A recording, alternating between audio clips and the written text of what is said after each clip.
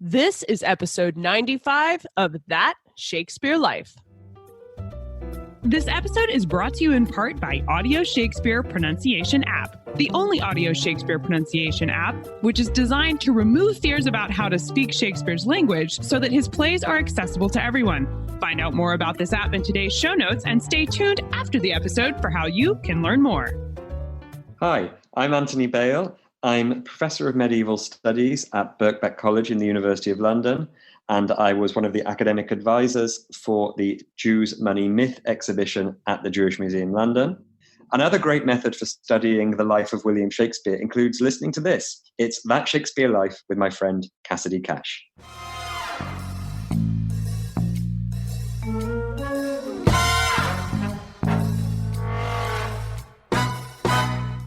Ravenspurgh was a harbor town on the Spurn. The Spurn is a spit of land that juts out just south of Kilnsea at the mouth of the Humber estuary, which separates the North Sea from the Humber River on the coast of Yorkshire. Notice I say is a spit of land because while Ravenspurgh is gone, the Spurn returns.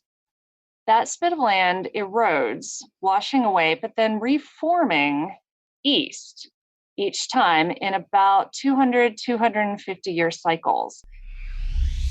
Welcome to That Shakespeare Life with Cassidy Cash. Cassidy believes that if you desire to successfully learn or perform Shakespeare's plays, then understanding the real life and history of William Shakespeare himself is a must. That Shakespeare Life is the podcast that helps you go beyond the curtain of some of Shakespeare's most iconic works and explore the world of early modern England as Shakespeare would have lived it, learning from the writers, historians, and performers who know it best. And now, here's Cassidy. Along the north shore of England lies the Holderness Coast, and over 500 years ago, a small town on this coast named Ravenspurgh went down under the sea, washed away by the ocean into history as the spot where Henry IV rallied his troops on his way to dethrone Richard II. It's a story repeated by William Shakespeare in his versions of this historical rebellion, with Ravenspurgh appearing as Ravenspurgh, spelled with a GH on the end, in Richard II, Henry IV Part 1, and Henry VI Part 3. Recent research into the exact location of Ravenspurgh and the last spot it was known to be before coastal erosion swallowed the town into the ocean reveals new information about where Henry IV first landed on his way to defeat Richard II and shines a historical light on the legendary location of Ravenspurgh. Our guest this week is Dr. Robin Bates, who recently presented on her research investigating the historical location of Ravenspurgh and its relation to Shakespeare's Richard II for a presentation at the Blackfriars Conference in Staunton, Virginia.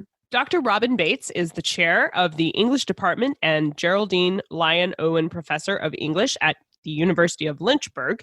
She is the author of Shakespeare and the Cultural Colonization of Ireland, and her work has focused primarily on connections between Shakespeare's plays and national identity in the 16th and early 17th centuries.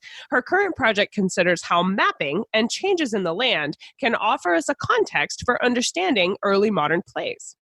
We're delighted to welcome Robin into the studio today as our guide when we go behind the curtain and into the history of Ravenspurgh and what forces like coastal erosion and the cycling of the shifting of land can tell us about Shakespeare's plays. Hello, Robin. Welcome to the show. Hi, thank you for having me. In her presentation about Ravenspurgh, Robin mentions this location as, quote, lost space in Shakespeare's Richard II. Robin, with at least 8 references to Ravenspurgh. Now, Shakespeare does spell it differently with a GH instead of the 2 R's and an E, but it's all across Richard II and Henry IV Part 1. And I wonder why you consider this location a lost location. Well, it's lost in the play because despite being named so often, we're never shown it on stage. We have scenes in which characters are on their way there and come from there, and people talk about what happened there, but we never see what happened there. So many other places of historic importance in this story are shown. We see those moments happen on stage in front of us, but we do not ever see the moment of Henry's landing at Ravenspurgh, and we do not see the moment of his followers swearing their allegiance to him. And I think depriving the audience of that witnessing of that scene, and particularly of seeing that place when that place was already physically washed away, is worth exploring. On a map, where was Ravenspurgh located, and why does it no longer exist? Ravenspurgh was a harbor town on the Spurn.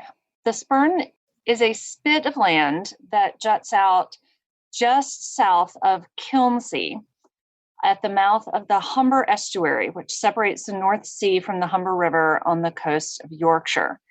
Notice I say is a spit of land because while Ravenspurgh is gone, the Spurn returns. That spit of land erodes, washing away, but then reforming east each time in about 250-year cycles, which I just find fascinating. Each time that it reforms or erodes and reforms, any towns that have formed on it wash away and they're gone. And the spurn that Henry Bolingbroke landed on was 2 spurns ago, actually. So while the spurn itself may reform and return, the towns that were on it each time are gone. So it no longer exists because while the spurn returns, the town itself was gone, but it was just south of Kilnsea. It's amazing to me that people return to it and build a town on it again after the former one washes into the sea. To me, that would be a deterrent, but maybe the island life is just that attractive. But I think in each cycle, it does last long enough to make use of it meaningful. Just, I wouldn't build anything too permanent. No museums happening. No museums, no. Robin says that, quote, Leland mentions Ravenspurgh in his 1540s era itinerary, but it is not clear that he went there and may be merely reporting, as he often did, the distance to a nearby place that had some past significance, end quote. Robin, tell us about who Leland is and what was the significance of Ravenspurgh for someone like William Shakespeare? Leland was called an antiquary, sort of a historian, writer. He worked for Henry VIII. He traveled the country writing down and reporting everything that he saw, every place that he visited. And he wrote many other things as well. But for my purposes, he wrote the itinerary that he presented to the king in what he called the New Year's gift. And he focused on recording the distances that towns were from each other, the value of what he saw. He really wrote this first major description of England and Wales, and it's been incredibly useful for me in my research on landscape because it is this magnificent record of what England looked like in the middle of the 16th century. And so it really is, he recorded as best he could tell distances of places from each other, but he didn't necessarily always go to each of those places. He often got information from people where he was, of what was nearby and that sort of thing. What was Shakespeare's understanding of Ravenspurgh? Did he think of it as a fictional place? I mean, it seems like he knew it must have existed a long time ago, but did he have any understanding of what kind of place it would have been, or was he relying solely on records like Leland's for determining what this was? He would have had to have been dependent on records like Leland's. It certainly must have been gone by Shakespeare's time. It would have been mentioned in Holinshed's Chronicles, which were his source for the history plays. Shakespeare, as any member of any acting company, would have toured the country and would have seen a lot of the countryside. But, so that would confirm the relationship of places, seen to places read about in itineraries, seen on maps. But because Ravenspurgh, of course, was unavailable to go to, that wasn't possible. But it would have been a lost place. And so lost places are part of what's really interesting to me, the idea of a place that you hear about and can't go to. So I think that's part of what interests me about this, is the idea of a place that has meaning, perhaps maybe more meaning because it's a place that's talked about but can't be visited. So that significance is a big question mark for me. Well, given that it is, as you say, long since washed under the sea by the time Shakespeare's not only writing about it, but kind of faux presenting it on stage. One of the things I like about the play is that the audience is really having to imagine this location. And I wonder, what are the attributes that Shakespeare is expecting his audience to already know, since he felt pretty confident in not putting it on stage, but still having them understand what he was talking about? Right. Because it isn't described in the play. And I find that interesting because other parts of the landscape are described. The sources available to Shakespeare, Holinshed in particular, also don't describe it. Leland doesn't describe it. He just says it's there, it's this distance from Kilnsey, which is why I'm not convinced that he went there. Leland does describe other landscapes, and often the ones he doesn't visit, he just says it's X number of miles from this other place. So the importance of Ravenspurgh appears to just be what happened there, or what the play compresses into happening there, rather than what it looked like or anything else. The attributes or topography don't seem to matter. So the attributes of the place appear to be the historic meaning of Henry having landed there, of the allegiance being sworn there, because that allegiance and that moment alters a bit as that play and the sequel goes on. To me, that's resonant with some of the places we think of today. Like for the US, if you mention Pearl Harbor, it's not necessary to know the topography of Pearl Harbor for that location to have a very specific historical significance for people. And to me, that's the impression I get from Ravenspurgh for Shakespeare, is that he was using it more for that than for it being necessary for people to know what kind of trees were there or things like that. Exactly. And so I'm really interested in the meaning of a place, not because of what it looks like, but because of what happened there. That the meaning of a place exists simply because of an historic event. And I'm particularly interested with the additional meaning here of how we commemorate a place that we can no longer go to. When Ravenspurgh is resurrected on a map, the way Robin's research has shown, there's a surprising reality about the trip Henry took to dethrone Richard II that goes along with Shakespeare's version of history. Robin, please explain this journey for us. What is the route that Henry is thought to have taken, and where does your research suggest this route might have been? So, because of the way Richard II, the play, is constructed, we get the distinct impression that Ravenspurgh was Henry's intended destination from the time he set sail for England. It's announced that Henry Bolingbroke has sailed from Brittany. He will land at Ravenspurgh, etc. But Holinshed's Chronicle, which is Shakespeare's source, makes it very clear that Henry started trying to find a landing in the south of England. He was seeking welcoming ports all the way up the eastern coast, not finding one friendly to his cause until he got to Yorkshire. Ravenspurgh was, at that time, apparently a convenient port town. But, fine, I can understand compressing all of that for time in the play, not, wanting to have a long discussion of Henry's trying to find a convenient place to land all the way up the southern and east coasts. What I find a lot more interesting in what the play does is compressing something else, which is the landing at Ravenspurgh and the allegiance of the lords of Lincolnshire there, with the swearing of the allegiance of Northumberland and Worcester at Doncaster, which would have happened far enough away in place and time, it seems to me, that pulling them together into a single historic moment is significant.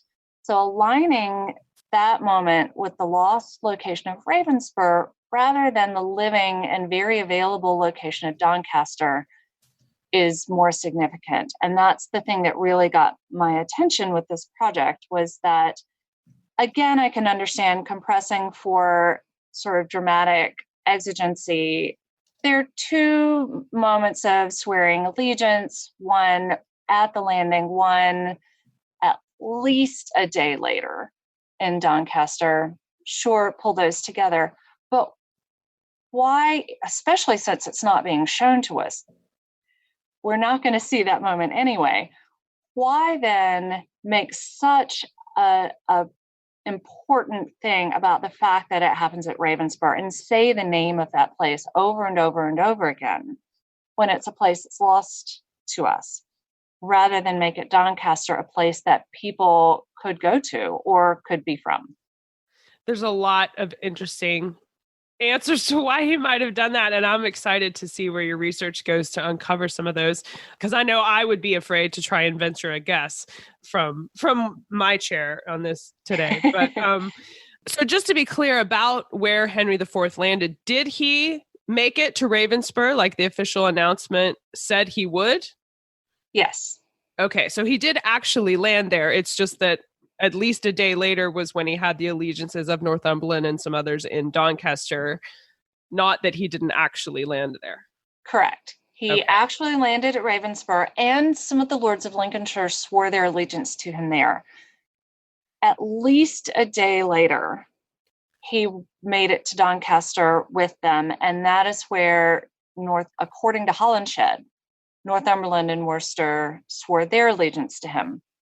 But in the play, Richard II, and this is repeated in Henry IV Part 1, that all happened at Ravenspurgh. And the name Ravenspurgh is invoked over and over again with increasing meaning and shifting meaning about what happened at Ravenspurgh. And there's disagreement between Henry and the Northumberland people about exactly what happened at Ravenspurgh and what that agreement was between them when that allegiance was sworn. And so the fact that that is compressed into something that happened at a place that's lost and that we never see, I think, is something I want to spend a lot of time on. Robin's presentation pointed out something very interesting for me. And the historical event that we're seeing is Henry IV landing at Ravenspurgh to confront King Richard. And then what's fun about Shakespeare is in his history plays, he shows Richard landing in Wales as part of his play Richard II. But then when he's showing Henry IV's side of this event in that play, he omits it entirely. And Robin, I want to ask you, why do you think Shakespeare only showed one side of this on stage? I do want to spend a lot more time on this question as I expand the project, because that parallel, or I guess rather not parallel, set of landings is something I haven't had as much time to delve into yet. But a few things that I have begun to work out are, first, that just beyond, the showing us places that still existed and showing us a place that didn't, or not showing us a place that didn't, having us experience Richard's landing but not having us experience Henry's landing gives us some very complicated ideas about legitimacy and kingship. We see Richard's landing, we see the king's body arrive on the shore of the kingdom. But then this is the very moment that things start to go very, very badly for Richard, because the army abandons him and he has to reconsider everything that underpins legitimate kingship. But he does so in some of the most extraordinary poetry of the play. This, by the way, is not something we would ever get from Henry, right. Henry. Oh, you mean they didn't walk around giving soliloquies in real history? Oh, no, but I mean, even in the play, we would never get from Henry the character, yeah. The character Henry, the sort of things that we get from Richard on the coast of Wales, as he reconsiders, the hollow crown. So, but by not witnessing Henry's landing, also we are left forever with these conflicting accounts of what actually happened in that swearing of allegiance and that agreement. And those shifting accounts over time of the promises made when that alliance was formed with Northumberland And so many of the questions of Henry's legitimacy going forward are pointed up by Northumberland and by Henry Percy, later called Hotspur in the next play. So our not knowing for sure for ourselves what happened there makes those questions possible because we never see it. So it makes it possible for them to constantly adjust what they say happened there because we never see it. One of the contradictory things that Robin's research points out is the time that it takes. She shows that Ravenspurgh was too far away for Henry IV to have traveled as quickly as Shakespeare or even Holinshed seemed to suggest. But I want to point out, Robin, that your research came to this conclusion using Google Maps, which didn't exist even 20 years ago in my lifetime. So it certainly didn't exist for Holinshed or Shakespeare when they were putting these on stage. And you also mentioned earlier that the spurn where Ravenspurgh was located shifts to the east in cycles. So since this was 600 years ago, is it possible Ravenspurgh was closer to Doncaster when Henry landed at Ravenspurgh over 600 years ago? That it wouldn't have taken as long because they weren't as far away as the maps show they were today? The topography of England has changed, and it will continue to change for any number of reasons. Climate, human intervention. But this is probably an issue of scale. Were it a very great distance, the amount that it could change would be greater. Because it's a distance of about 70 miles now, it's not likely that a change in 600 years would be significant enough to be that significant, at least as far as the point that I wish to make, which is just that it wouldn't be possible for someone in that time period landing at Ravenspurgh to be in Doncaster so immediately that the two allegiance swearing events would meaningfully run together. So it would take time to pack up people and things to get to the next place. So it's either a failing of early modern maps to inform our artists or a case of creative license. I think it's creative license. The conflation of Ravenspurgh and Doncaster means something. And placing it at Ravenspurgh instead of Doncaster means something. Right now, if Ravenspurgh still existed, but functionally, Kilnsey, which is still there, which is right there at the head of the spurn, which is what I calculated the Google Maps distance from. Kilnsey to Doncaster being about 70 miles. You could drive that. Like, I could do an allegiance swearing ceremony in Kilnsey and then, in the same day do one in Doncaster. And sure, that could all run together. This sounds like a fun vacation idea. Yes, doesn't that? To go test this out, yes. But 600 years ago, to pack up knights, baggage carts, people, and cannons, let's just drag them a but little even even traveling light, it's going to take time. They could not have been there before the next day. And so my point was that it's not all run together, and it was a compression. Well, Robin Bates, we are so happy to have you with us today, and I've loved exploring this topic, and I know we want to go further, and we want to look at some of these maps and see where Ravenspurgh used to be, and Doncaster, and any excuse to look into the life of Henry IV and Richard II for sure. Do you have some resources, like favorite books or websites that you can recommend we use to go and explore this further? Well, Basil E. Cracknell's Outrageous Waves, Global Warming and Coastal Change in Britain in 2,000 Years was essential for me on this. I learned just an incredible amount about climate change in England at this time, and it has resources for time before and after as well. So just an incredible resource on this if you're interested in coastal change.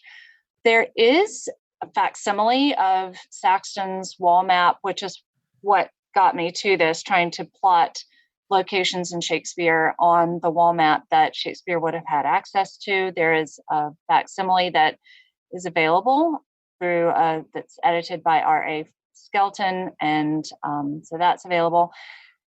There's some good e-texts of Leland's itinerary online that have been edited, and then I have created my own Google Map index of Leland's itinerary because the indexes in all editions of Leland's itinerary are not terribly reliable. So I created one that makes it possible to find a location on the map and then find where it is in the actual itinerary so you can find the location itself.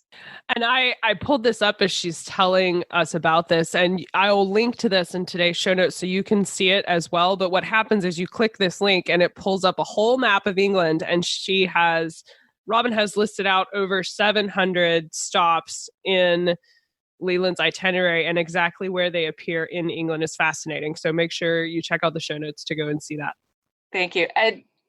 Functionally, I consider it a first draft because I finished all the major pins. I'm still going to keep going back and working on captions for anything that I can, but I do have captions for the most important ones, but it's more fun than it should have been.